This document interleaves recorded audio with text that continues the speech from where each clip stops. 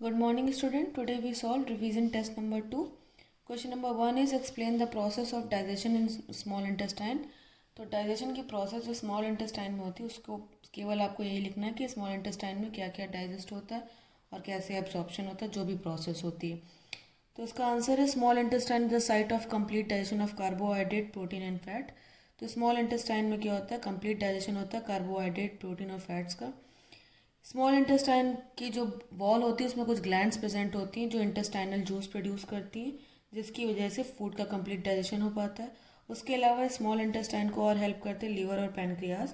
Liver से secrete होता है बाइल जूस जो हेल्प करता है जो इमल्सिफाइड फैट होता है उसका ब्रेक डाउन करने में, और पैनक्रियाज से पैनक्रियाटिक जूस सिक्रेट होता है जो हेल्प करता है digestion of protein and emulsified fat में. तो स्मॉल इंटेस्टाइन में फूड का कंप्लीट ब्रेक डाउन हो जाता है, कंप्लीट डाइजेशन हो जाता है.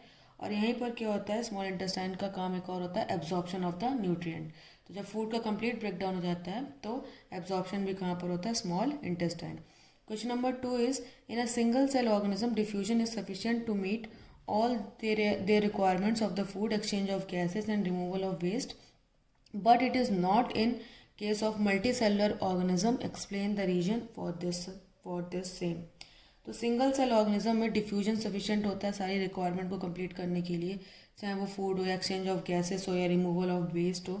बट मल्टी सेलुलर ऑर्गेनिज्म में ये प्रोसेस नहीं होती डिफ्यूजन की. क्यों नहीं होती है उसके रीज़न देना है.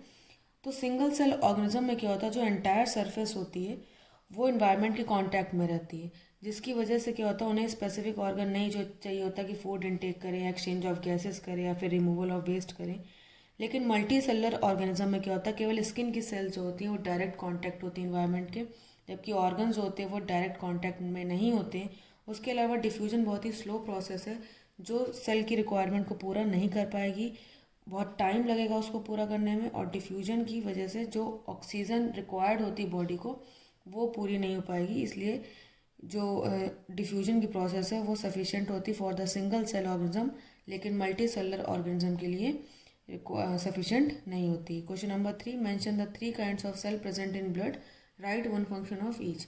तो सेल्स जो ब्लड होता है उसमें कौन सी 3 टाइप की सेल्स प्रेजेंट होती हैं उनका नाम लिखना है और उनके एक एक फंक्शन लिखना है.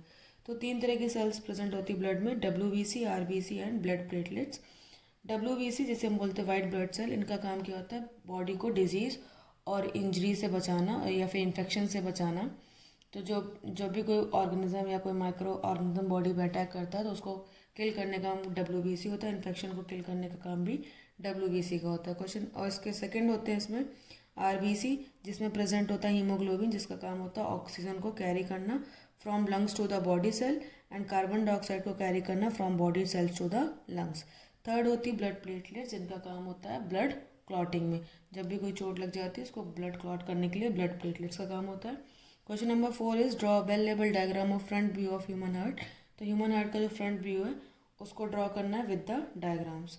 Okay, thank you.